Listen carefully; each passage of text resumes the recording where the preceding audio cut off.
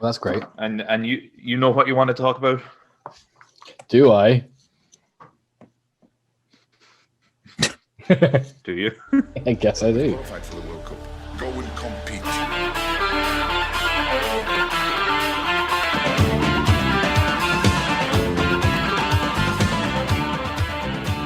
Hello, and welcome to the 21st edition of the Put 'em Under Pressure podcast. My name is Kieran, and I'm joined once again by Adrian and Connor. Now, first things first, we have to go for some breaking news. I'm going to pass you over to Adrian, who's going to give us an update on his fish. My fish is still alive. Both of them. And actually, I do have a bit of news about the fish because Brilliant. I found out you're meant to feed them fruit and veg and stuff. What? You've just been giving them like fish food. Yeah, I know. So who told you that? The fella at the fruit and veg stall. No, the internet. And apparently, you're like the best thing to give them is like deshelled peas. But obviously, I'm not a fucking loser. I'm not going to spend hours skinning peas like some maniac. Sure, Jesus, how much do they even need? You'd only need one shell. Yeah, I have no idea. So I just I was making dinner today, and I boiled some broccoli. So I just fucked in a little bit of broccoli, and it's in there. Hang on. They're just picking away. What? Hang on a fucking second. I'm sorry now. What natural habitat do fish eat? Broccoli? No, but they eat plants and stuff in the sea, don't they? Do they? And they don't have any. Well, I guess. I mean, probably. These fish So are like upside down. like the fish food is made of like fish bits, basically, isn't it? The flakes. They're just Is like it? They eat themselves. Like fish eat other fish. Jesus. And then the fish that can't eat other fish just eat like plankton and whatever's on the bottom of the sea. So anyway, I threw in a bit of broccoli and they're delighted with it. Are they floating at the top of the bowl? No, they're happy. They're so happy. They're sunbathing. They're a lot of responsibility. I don't know if you guys would know anything about that, but they take a lot. Well, Kieran does have children. Sure, he looks after himself half the time. Yeah, this is it. They're old enough now to be self-sustainable. And Yeah. I didn't know I had to feed kids broccoli, though. I mean, that's a new one. I know now that I need to fish them, but kids, I didn't know. You know, in terms of veg, I was actually saying broccoli was the one veg as a kid that I never minded eating. I don't know why people hate it. I think it's delicious. I like it. Yeah, it's very soft, you know? Yeah, but I just think raw carrots are like totally overrated. Raw carrots and hummus is not a nice snack. Just give me the hummus. I had that today. Yeah. Oh, We'll disagree there. get a spoon with the hummus and just go to town. Don't bother with the carrots.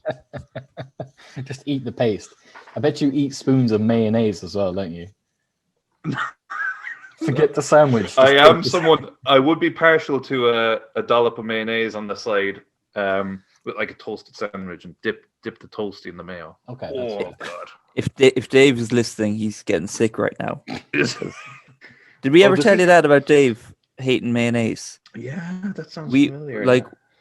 We were talking to him for ages about how much he hated mayonnaise, and eventually we were asking, would you prefer mayonnaise or like insects or mayonnaise or rotten, like whatever the fuck? And then we asked him, would you prefer to eat a jar of mayonnaise or a jar of someone's cum?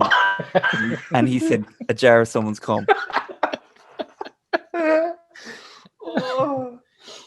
Like we gave him such a bashing last time, and now we're telling the world this. Like, this is outrageous. Like, just for the record, like there was nothing on my notes for the podcast that has anything to do with Dave. This has all been organic, just like the jar of cum that he'd like to eat. I mean, if you say that, you're in trouble. Did you ever see that episode of Fear Factor, the one that got it cancelled, where they made the contestants they had to drink either like a full pitcher full of donkey semen or donkey urine? Yeah, it was just really pushing the boundaries a bit too far. That wasn't it? Yeah. Well, thanks very much for the update on the fish. I'm glad to see they're doing well and getting one of their 5 a day. It's good for them. They might grow into like mega fish now. So here's for a long life. There'd be a fucking shark in the kitchen. Before we move on to more pressing topics, just a plug on the previous podcast, number 20, Who is Karl Marx, where you guys can get up to date with Karl Marx, the former Stockport County goalkeeper and famous poet. So make sure you check that out. It's on YouTube and soon to be on Spotify. Now, another 2 weeks has just flown by us, lads, and another 2 weeks full of controversy. Plenty of controversy on the pitch, a bit off the pitch now as well. Ryan Giggs confirming he's still a scumbag. Oh, yeah. Wow, Yeah. I forgot about that entirely. Yeah, pretty bad. So Ryan Giggs beat the shit out of his girlfriend. And someone else, apparently. Was there? Apparently, Yeah, so. there was 2 people, I think. You were saying, Flynn, that it would be hilarious if it was Rodri that he was cheating on him with the girlfriend. Yeah, it's like the start of Old School, man. You guys ever see Old School? Yeah, Oh, years ago. like a long time ago. He shows up at the door. He's like, "I'm here for the gangbang." No. Well, it's Ryan Giggs is probably not going to be on the honors list this year. Sure, he's always been a bit of a scumbag. I mean, even before the Rodri stuff came out, wasn't there stories about him punching like people in nightclubs and stuff as well in the 90s? You never heard that? Yeah, no, it's he's known for being not very nice. I don't know. I know putting nothing mildly. about Ryan Giggs other than he rode his brother's. Rode his brother's wife, and now he's after beating up his girlfriend. That's about all I know of him. And I don't really care to know anymore. He seems like a boring fuck. Yeah, but I think it's a bit. It's big now. There's a string of United players all around that same generation that are stains on society, and we have another one confirmed here now. Who would have thought that David Beckham would be the most respectable one of them? Well, interesting you could say that, right? Because my next point was going to be, and when I mentioned he's not going to make the honors list, it was only recently that I remembered back that, David Beckham got, what was it, an MBE? And there was all the talk of like a knighthood, so like Sir David Beckham. Apparently he just like begged for it and kind of paid people off to get onto the MBE list, which I find quite funny. That's all they are anyway. What was the name of that one he supposedly rode again? Rebecca Luce. Rebecca Luce, yeah. Yeah, I remember. She's loose, all right. Yeah, and I mean, she was, she was no great shakes, really, was she? I mean, if you're gonna do it and you're David Beckham, you may as well go for like, an A+, a 10 out of 10, and he went to just. That's like the same thing people. Same thing people said about Bill Clinton. Yeah, exactly. Yeah, I don't know why they do it. If God, I'm saying like if you're going to do it right. God. But like if you're David brother. Beckham, yeah. But like if you're David Beckham, you feel like you can probably get anyone. Okay. Yeah, I guess he's. I was gonna say go for like Margot Robbie or something, but sure, she was probably about 6 at the time. Leave that for And Ollie. not famous at all, and he would just have been a random child. David Beckham, they're all diddlers, aren't they? Well, I mean, sure, fucking Jimmy Savile had a load of MBEs and stuff as well. Yeah, True. this is it. Yeah. It's tainted, I guess. And Prince Andrew is the one handing them out. Sure. Why It do we always not see comes this? around to diddlers. if it's not Dave, it's Diddlers. Maybe that's the connection. Wasn't there a lot about like Ferguson used to control their like personal lives? Like, no, not that God. he used to diddle, but that era, that generation of players that he'd like tell them where to live and introduce them to their wives and fucking like just control their Really? lives. So I never heard that. No, I think there's a lot about like their wives are a lot of people who he would have introduced them to, and that he kind of just controlled. Was Jesus. very controlling, I guess. Yeah, it was kind of like so that they only focused on football. Yeah, it was like a father figure, wasn't it? Where it was like, you know, that there's the good crowd and there's the bad crowd, and he wouldn't let him get with the bad crowd, even though they all turned out to be the bad crowd. So, well, that's the thing. I mean, they probably never rebelled because they were just playing football for 20 years. So, I guess now they're rebelling as like 40-odd-year-old. Good for them, keeping it consistent. Beating women. Yeah, sure. What did they have to rebel against anyway? Everything was handed to them in life, and things were perfect for them the way they were. They had none to rebel against. But that's it. But that's not good for people either, is it? You know, It's human nature to rebel when you're like, I don't know, 16 or something. Slow down, Marx.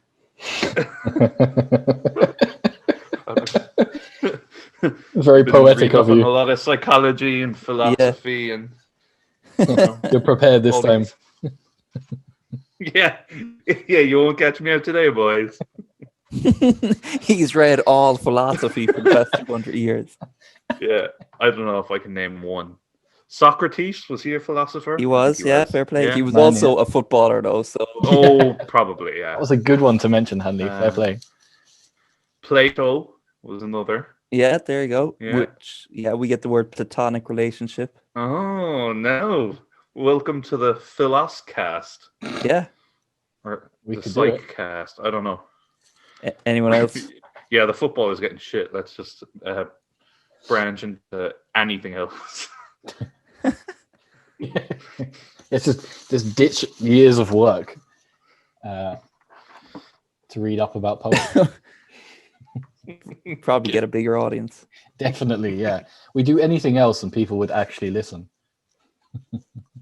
Diddlers and philosophers. Jesus. How far in are we? We literally haven't spoken about one bit of football. We've talked about Dave, fish, diddlers, philosophers.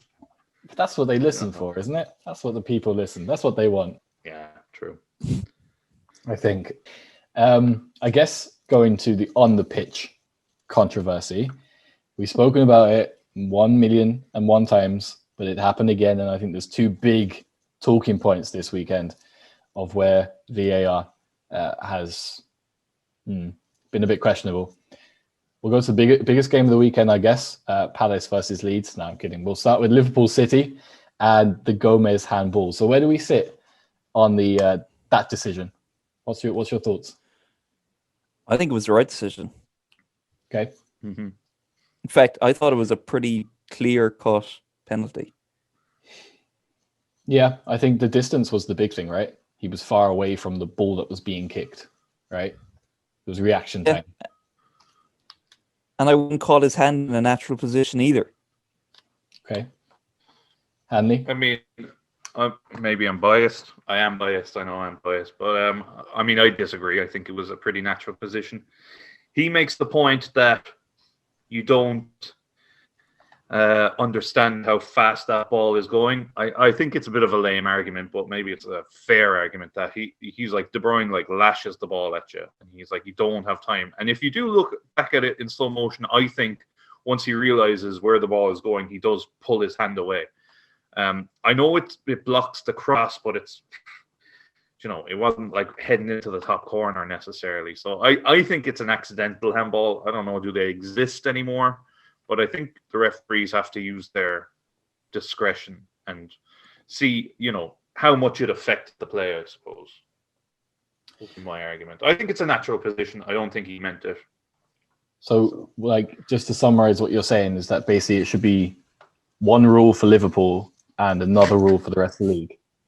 No, because I think I don't want to move on too quick, but the Wolves one was similar. I know he was closer, but are you going to set a distance of 10 yards? Or, the distance to me is not really a fair argument. It's either intentional and affects the play hugely, or it's not. And if his arm is in a natural position, I don't really know how you say it's not in a natural position. It's not over his head or something. He's sprinting back. His arm is out. He's blocking the ball, and Oh, his hand was out from his body. He looked like he was firing a revolver in like a Western showdown. His hand is out, like horizontal. when the ball hits him, his elbow is tucked into his body. That's not his hand, though, is it? But he has to have a hand somewhere. You know? He does, It's connected to his elbow. What's What's stopping he him meant to do about it? What's stopping him putting it anywhere else? Because it happens in literally like 0.3 of a second after your man kicks the ball. Well, why was his hand up that high anyway? Because he's running. You're winding me up. You're having me on. No. Not really. I think I think Gomez actually did very well. He said there has to be common sense. There's no fucking common sense with the handball thing anymore. That's the problem, and they keep changing it, and it's not helping anything. They need to give referees discretion. But there's like United and Liverpool common sense, and then there's like the rest of the world common sense. No, there's not. Liverpool have had everything go against them this season. So here we are. Oh, here we are. All right, let's fucking have it. The Everton game, there was about 3 decisions there. There was definitely 2: the Pickford sending off that should happen, and the Mane offside. Yep. The handball against Gomez. Name another Liverpool game that happened for me. Do you remember Mane elbowing Tierney in the head? Nah. Yeah. There's been a few soft penalties for Liverpool as well.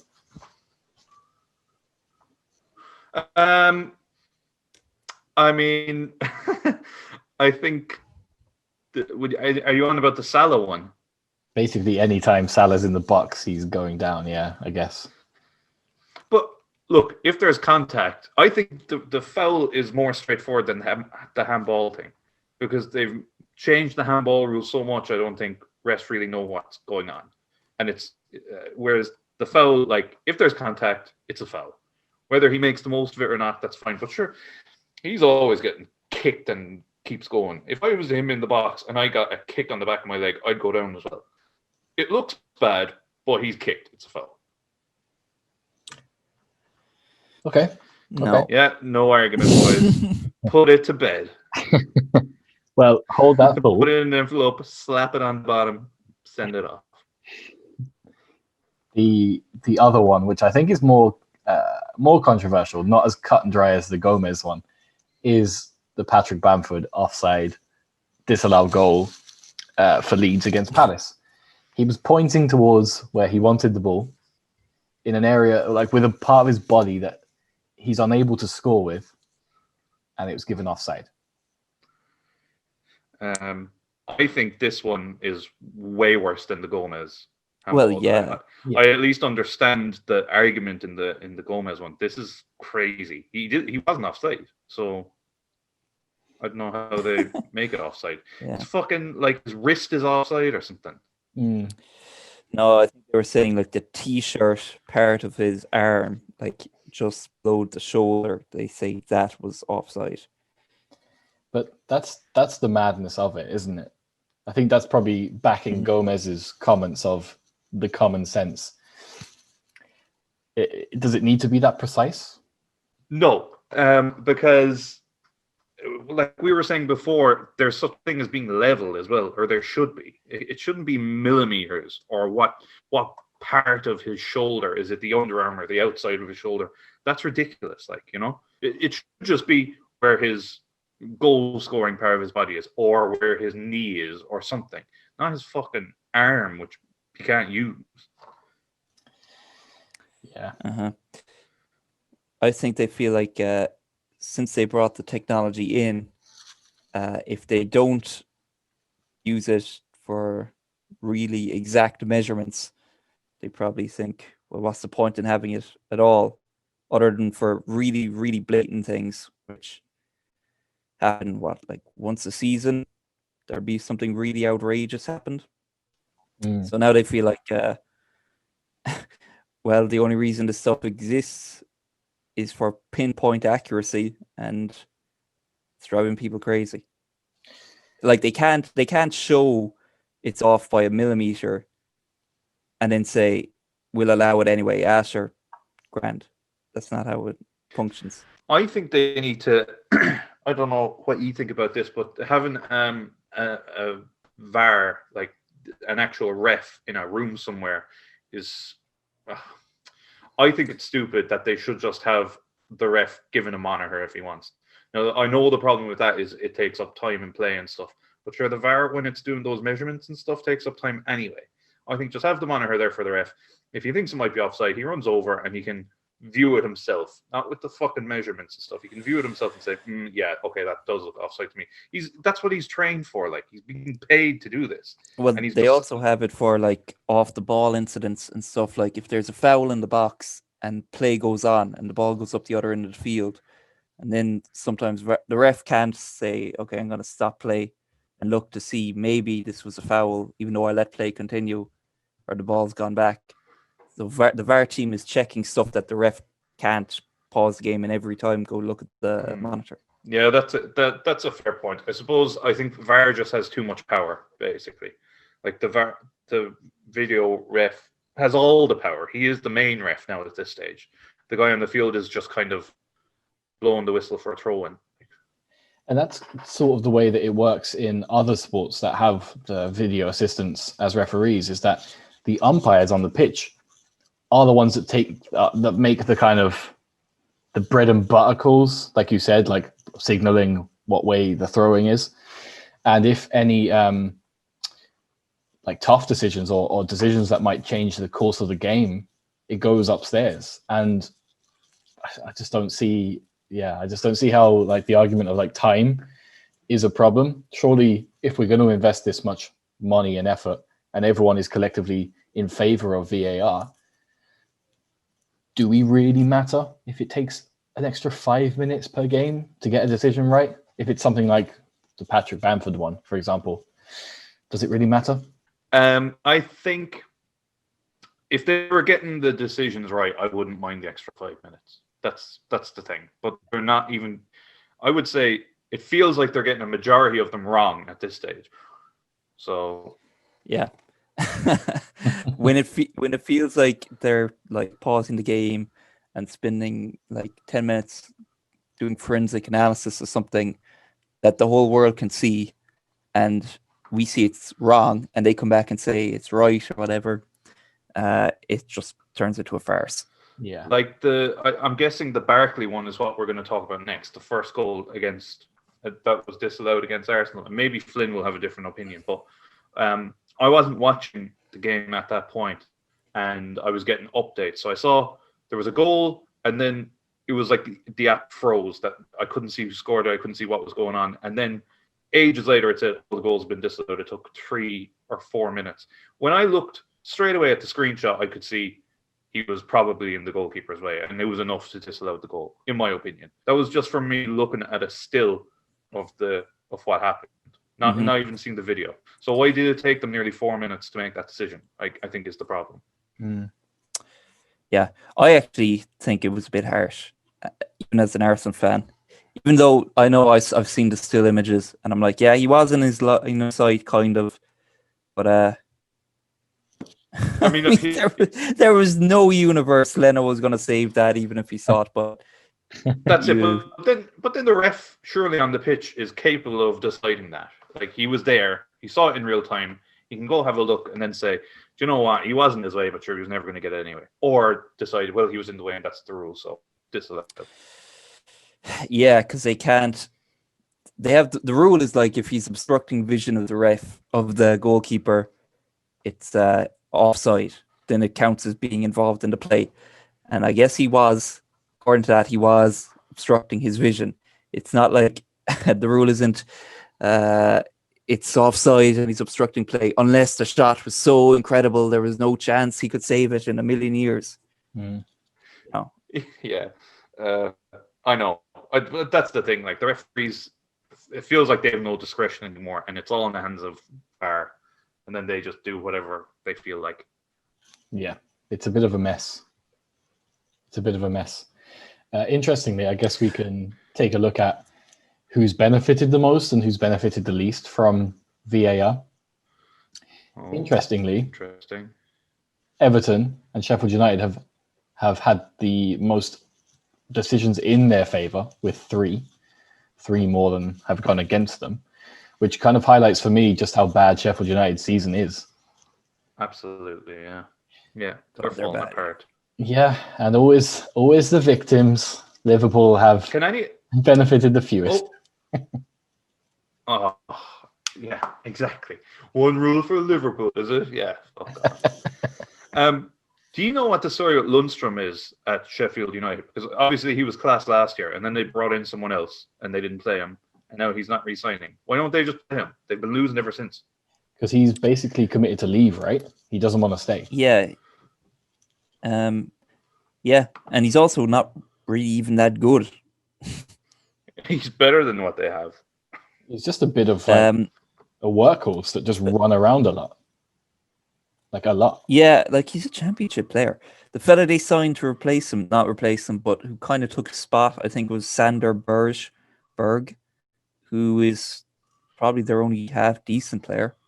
And they spent a lot of money on him, and they hope to get money for him. So they're not going to drop him for John Lundstrom, who's leaving on a free transfer in a few months. Yeah.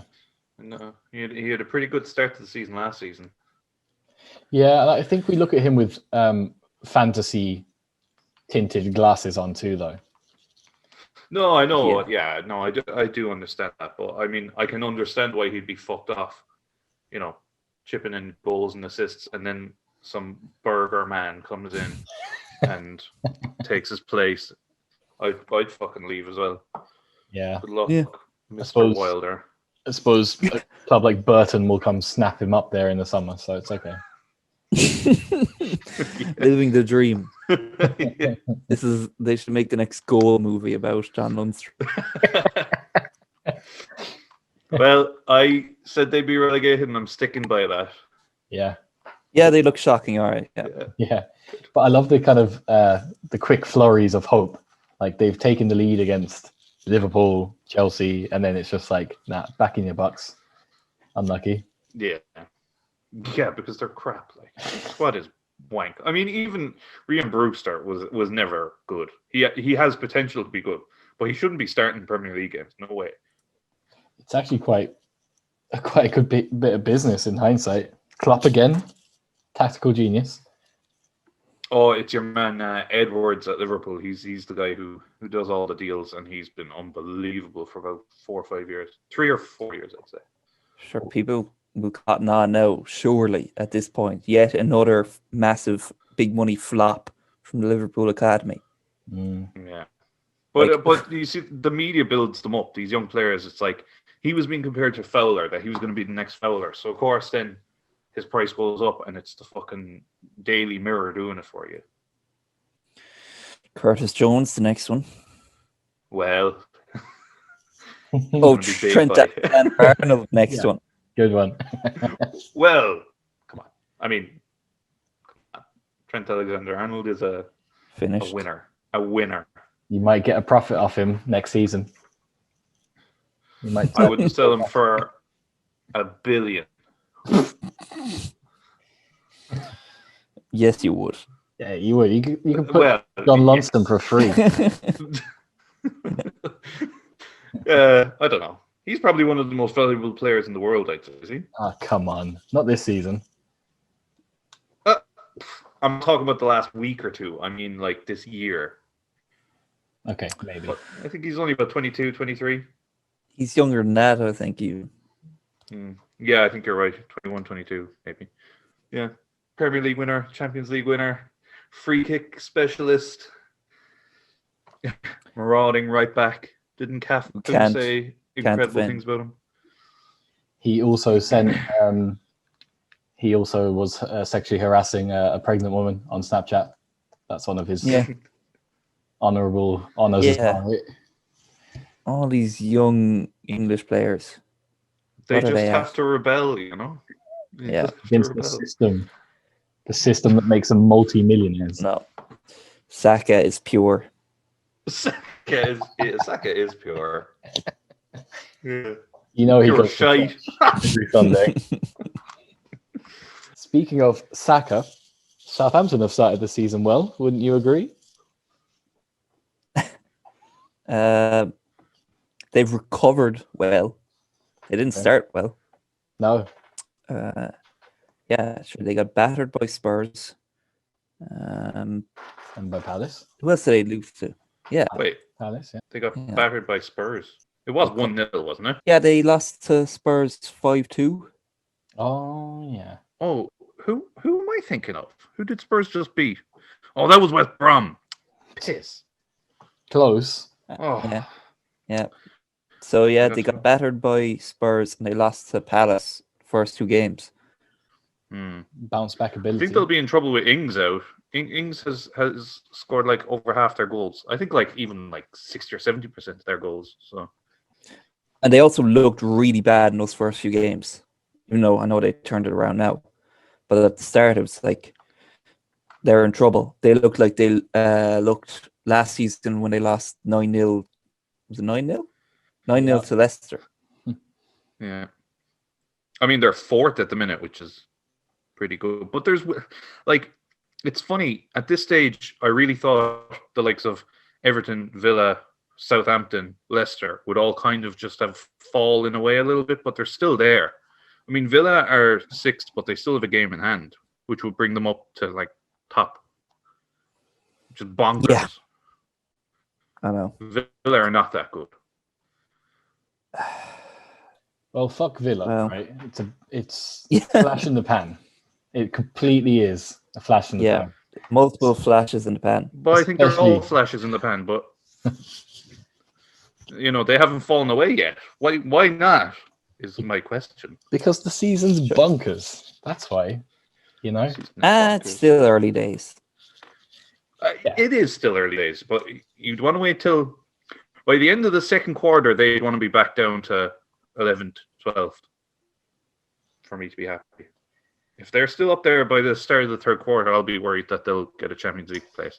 And no matter what, no one wants to see Southampton playing the Champions League. Southampton fans.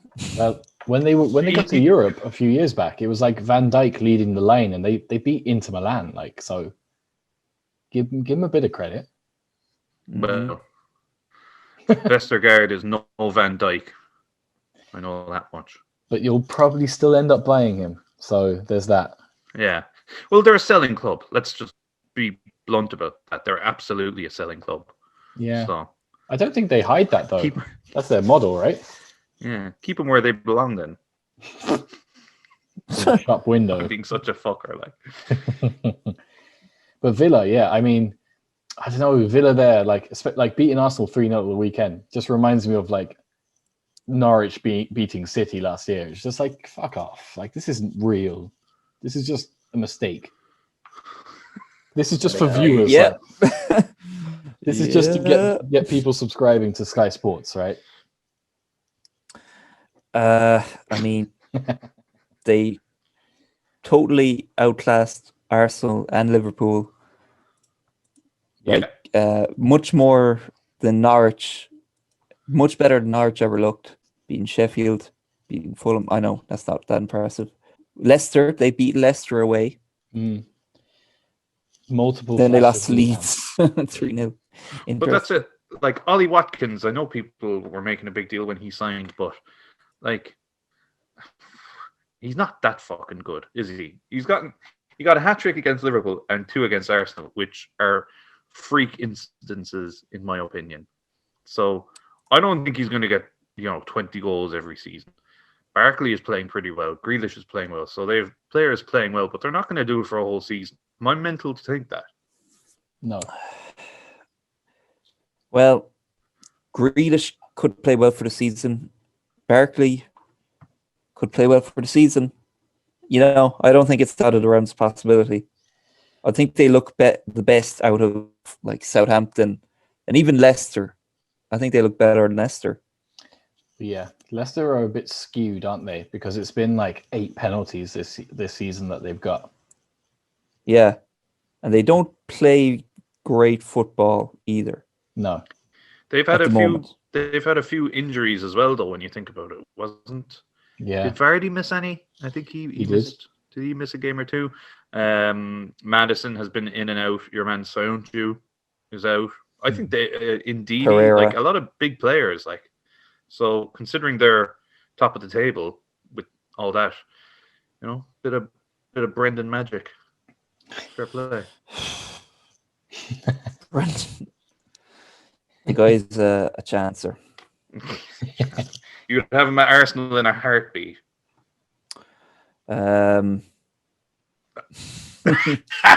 Yeah, absolutely. Maybe. Yeah.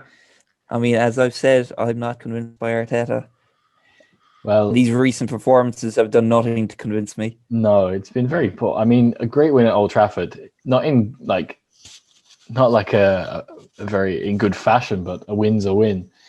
But losing the way you did to Leicester and losing the way you've done to Villa now, and I know you're a fan of it. Like Aubameyang's XG is like 0.06 or something. Like the lad, what's going on? Yeah, people are going crazy that he's still being played really wide on the wing, and that Lacazette and Willian are starting every game. And the only time we look anyway decent is when Joe Willock is in the team, of all people. Yeah. He plays in the Europa League and looks like Zidane every week on Thursday nights, and then he's not even in the squad in the Premier League. Crazy. We got Pepe, who costs like 70 million, king of the Europa League, and not much else. Like Saliba doesn't even make the squad. I don't know what story there is. Arteta makes some very questionable decisions, and it's fine when you're winning the FA Cup. We will let you off. But like now, the chickens are coming home to roost, and like he doesn't have much of an answer at the moment. I know he's still ridiculously inexperienced and young, so like this is the first time he's been in any kind of bad patch. We just beat United last week at Old Trafford. Still though, performances are not very good, and they're just so slow. It's unbelievable how slow the play is. I can't believe watching these players like Aubameyang, Ceballos, Willian, Lacazette passing like octogenarians. They look like that Father Ted football team, the over 75s. Just pass so slow everywhere. And sure, it's driving me crazy watching teams like Tottenham and Villa, where it's like just pass it really quick through the lines and take a shot. And it's not like Arsenal are dominating possession in these games. It's not like they're playing like Barcelona, holding the ball patiently, building up. Like they're playing a lot of long balls, like David Luiz lumping it up forward, relying on Kieran Tierney every game, crossing it in. I really don't know. I don't have a lot of positives to say about Arsenal's style of play at all. I've said this for a while, but the results were fine. So I was like, we'll see, maybe things will improve, but they haven't. Sorry to just steal the conversation away there. No. Talk about Arsenal for 10 minutes. It's definitely a feature. I actually like unlocking your Arsenal passion, but yeah, I'd have to kind of agree. It does feel like, and I saw the same thing too. A lot of fans calling out for Willock for a bit of creativity, and it's not as if Arsenal are incapable of fast play too. There's a lot of pacey players and a lot of like technically gifted players. I don't know why. Yeah, like you said, I don't know why it takes so long, or why you don't really have it in the box very often. I think I was saying before that Arteta's team scores a lot of goals that look very similar a lot. So it looks like they're drilled into certain patterns of play that he thinks this is the most effective way to do things. And to be fair, I mean, so far, up to this point, he had been getting the job done to an extent. And I think because they're just drilled to play in certain patterns that like there's no creativity or, flair or guile in the team at all. Like if they get it into a position, all they're thinking is, okay, now let's do what we did on the training ground. What do we do on the training ground? Oh yeah, I passed it out this way. Oh yeah, okay, and then he crosses it in there. Oh no, that didn't happen. What do we do now? Back to square one. Yeah, sad times. But look, you'll probably win the next game. you'll probably get to the Europa League final I know. and you'll finish 8th. So, good times ahead. Yeah, I think Arteta, no matter what, unless things go absolutely abysmal, like in relegation form, he should stay on this season, because I would judge him after this season, at the end of the season, unless things go abysmally. We'll see where we are at the end of the season, but the jury is still out. Every week, I'm gonna be saying this every week for like a year. Yeah, this is just Emery part 2. But yeah, kind of. Right now, we look a lot like we did under Emery. There hasn't been a huge change. Kind of shows what a good job Wenger was doing, really, doesn't it? Yeah. Did you see him have a little dig at Arsenal? Not at Arsenal, but he said something about, funds have become available, which I was quite surprised about. No. To be fair, I mean, yeah, you would be pissed off that Wenger had some money at the end. Ozil and Sanchez, they were both like 30, 40 million. But the word was always we have to be self-sustaining or whatever.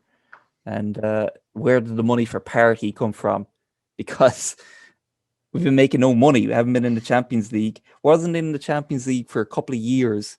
I've been doing shocking in the league, losing players all the time, dropping slowly down in the rankings. And like, where did this money for Partey suddenly come from that Wenger could never get? Yeah. Well, it's just, anyway.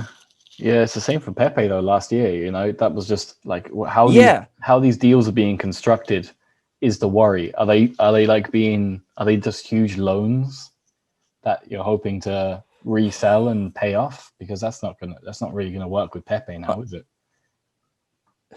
I haven't a clue. Like, I gave up on defending Pepe quite early, so like I don't even mind when people are like, he's shite, because kind of is. But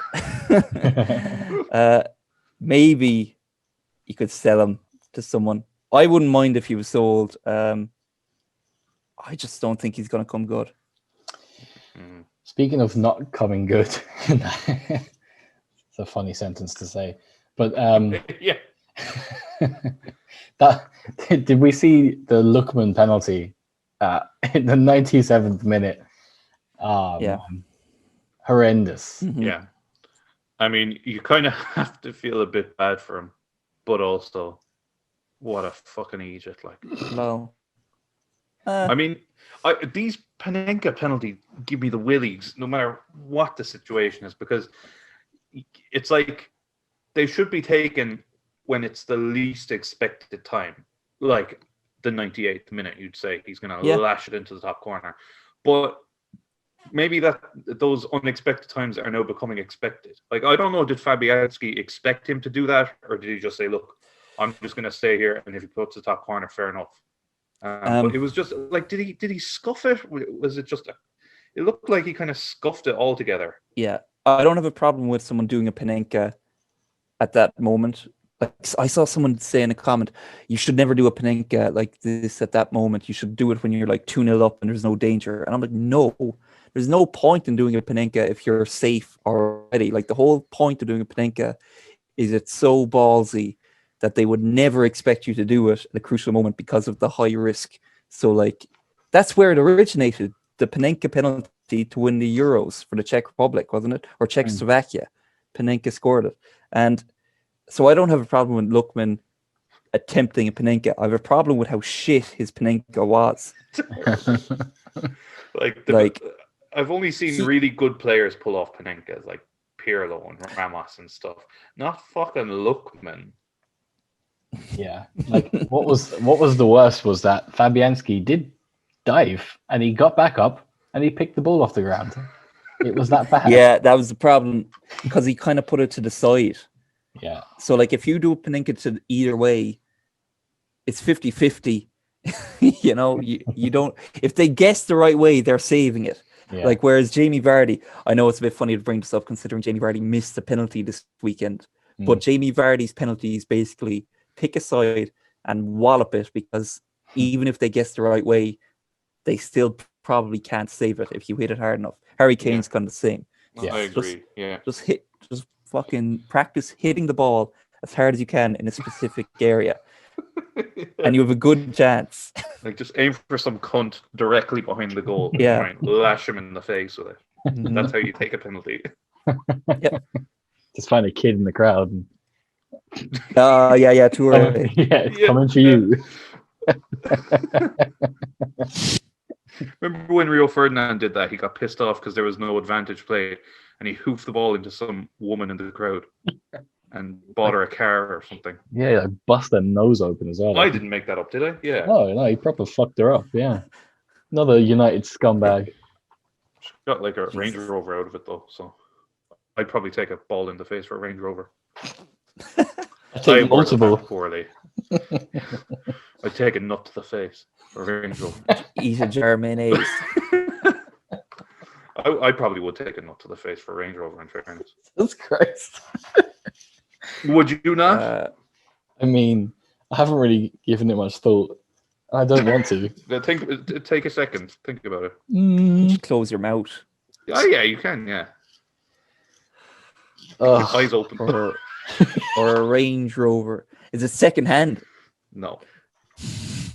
What the load is. Two-handed. Yeah.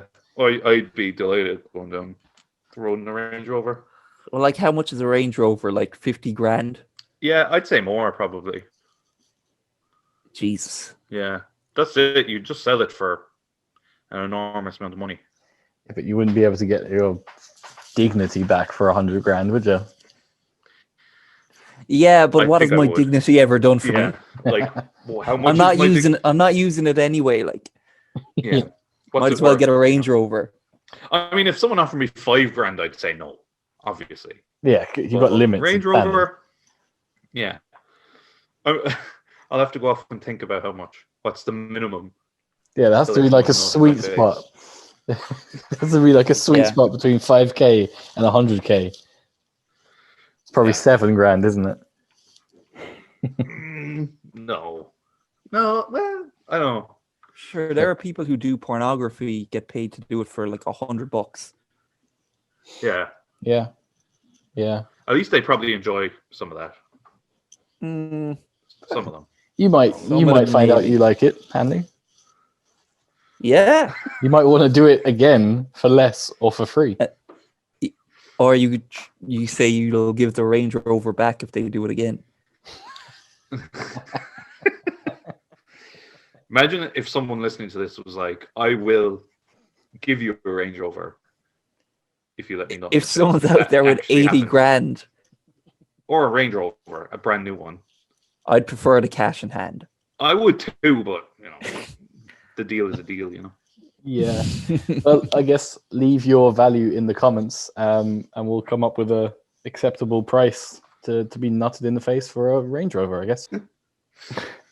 God.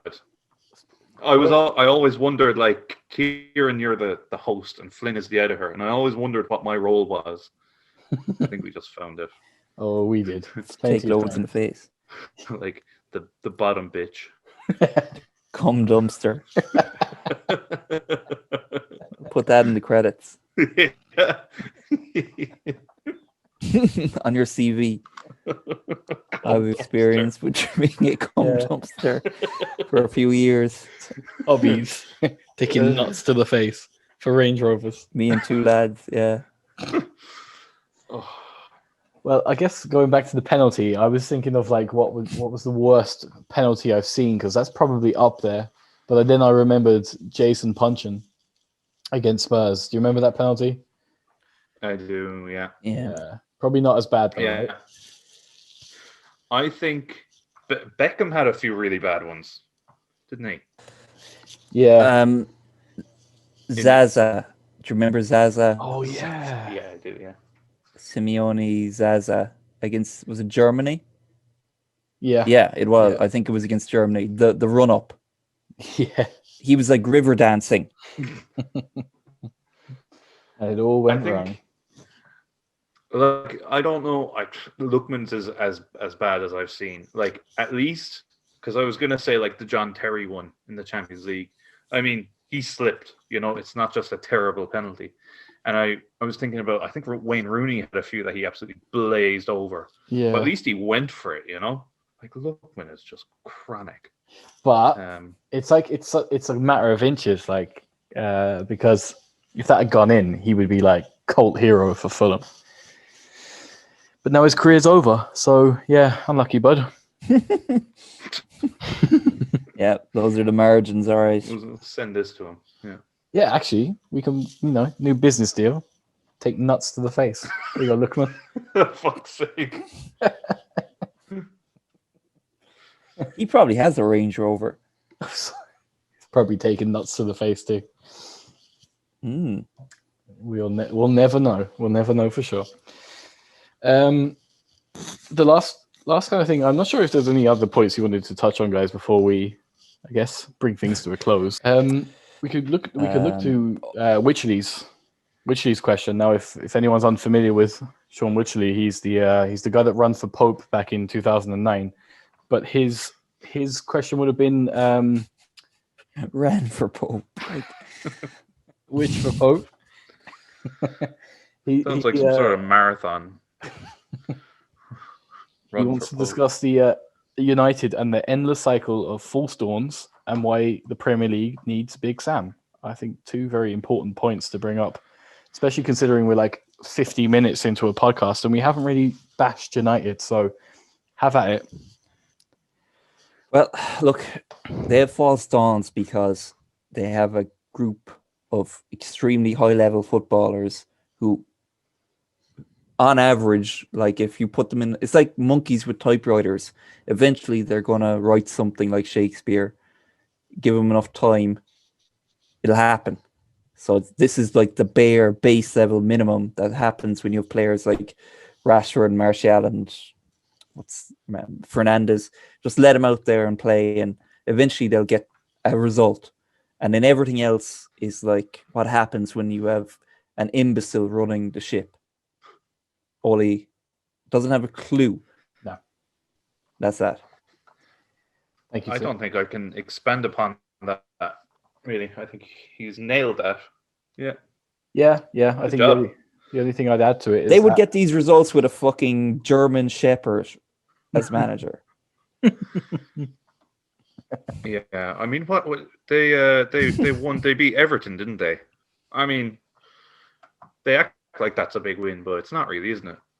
Everton are always going to start sinking at some time. So, I mean, if anything, it confirms the points we made in our last podcast, number 20, where we said that Everton are washed, and Calvert-Lewin isn't a good football player. So, well done, United. Good for you. Yeah. I mean, honestly, I say taking the piss, but I also do mean that the longer Ollie is there, that the happier I am. Like if they got in Pochettino, or if they got in, is it the Dortmund manager people are on about? Yeah, I'd be a bit more worried then. Yeah, but as long as he's there, they're just going to be less than average. Yeah, I'm actually glad when United win games these days because it just means Ole is going to hang in there one more day. Yeah, it prolongs the enjoyment. It does. Yeah, I'm amazed he's still there. It's like, okay, I won't even go on about it. But giving him such a doing. Everyone at this stage knows he's out of his depth. Like it's not even an argument anymore. But why the board are sticking by him, I have no idea. Money, probably. Because he's a yes man. Yeah. He's not going to come out and demand certain players off them. He's not going to make it's me or either you do this or I'm going to walk away. Like they have this fella a captive audience. This guy, he can't do a thing. He's a little guy on a leash. Like he'll do everything they want. Yeah, and they think they know how to build a team. They think they know how to build the perfect club. So they're like, this is the manager and all he has to do is follow our structure and things will come good. We'll just buy him these players. He'll make them gel because he has to, because we picked the players and we couldn't have picked bad players. These are the best players. So They're delighted. Yeah, and I love how we expect that it's going to be Pochettino or it's going to be the ex-Dortmund manager, right? United have gone chasing Sancho from Dortmund, right? They're now going to go chase this Dortmund manager, right? They're going to end up probably with Dortmund's tea lady because none of them want to go to United. For Dortmund's manager isn't even that good. Lucien Favre? It's just the association, isn't it, with the club? Sure, Dortmund fans want him out. The United way, I guess. Maybe they want Big Sam to tie up Wycherley's point. Maybe they should be bringing in a manager like Big Sam to be getting the best out of. They'd be lucky. They'd be lucky to get Big Sam in instead of Solskjaer. Imagine Big Sam has never had a team of players of that quality. He could do. Yeah, he could do wonders. He could. I remember him saying that. But... Yeah. He's saying that, give me the Inter Milan squad and I'd win the Champions League, he was saying. I didn't say that, but that's my point. Yeah, pretty much. No, not you. Big Sam said that. Oh, did he? Yeah. It's a while ago. Yeah. But... I mean, I think England would be doing pretty well if they still had him. Probably. Sure, Southgate is another oldie. Yeah. Yeah, he's a goal as well, to be fair. Okay, we've got Jack Grealish can't get in the team. Anyway. Okay, before we go, if this comes out on Wednesday, November 11th, I thought you'd all like to know that this is, in America, National Sundae Day, which is bizarre, but it's Sunday, like an ice cream sundae. Oh. So it brings a celebration to ice cream lovers across the country. An ice cream sundae typically consists of 1 or 2 scoops of ice cream topped with syrup or sauce. The sundae is often topped with whipped cream, cherry, sprinkles, pineapple, or a variety of other toppings. What are you on about? What didn't you understand? I thought you were going to say like you and Sonia are engaged or something. Or... No, is this a little fact for the listeners? Is this to make up like that? Is this to make up for the fact that we called you an idiot for not knowing who Karl Marx was last podcast? I just thought it was a nice little fact. I actually looked up the one for today, and today's one was better, but obviously we're recording on a Monday. It's National Scrapple Day. Anyone know what scrapple is? Scrapple? It's the first pork food invented in America. I'll just read it. For those not familiar with scrapple, it is traditionally a mush of pork scrapes and trimmings combined with cornmeal, wheat, flour, spices. The mush is then formed into a semi-solid loaf, sliced and pan-fried.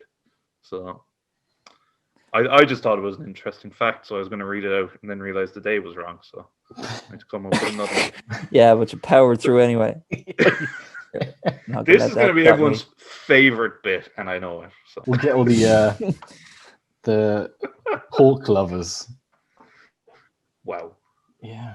We'll attract all the pork lovers, and we just lost our Jewish audience. Jesus. Sorry, Dave. Yeah.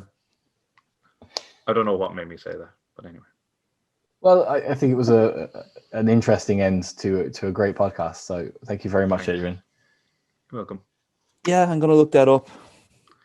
Scrapple. Yeah. Well, I didn't make it up. No. Maybe it'll find its way to your dinner table in a evening soon. Crap. Well, that wraps up the 21st Put 'em Under Pressure podcast. It's been great having you. Great having the chats about football and whatnot again. It's the international break, so we are not going to record until another fortnight, where we'll be back with all the latest Premier League controversy, action, and news, I guess. Yeah, that sounds about right. Thanks very much for listening, though, and take care. Yeah, have a nice Sunday day. Eat your scrapple. Ugh, scrapple Sunday. Yeah, sounds shit, doesn't it? A scrapple a day keeps the something away. Diddler. You're no Karl Marx, boy. You've been listening to the Put 'em Under Pressure podcast. To keep up to date with all of our content, give us a follow on Spotify, YouTube, and Facebook. Outro music. Boom. That was good. That was good, right? Yeah. Well, Mike. We'll prepare and we'll go and we'll do our best. We'll put them under pressure.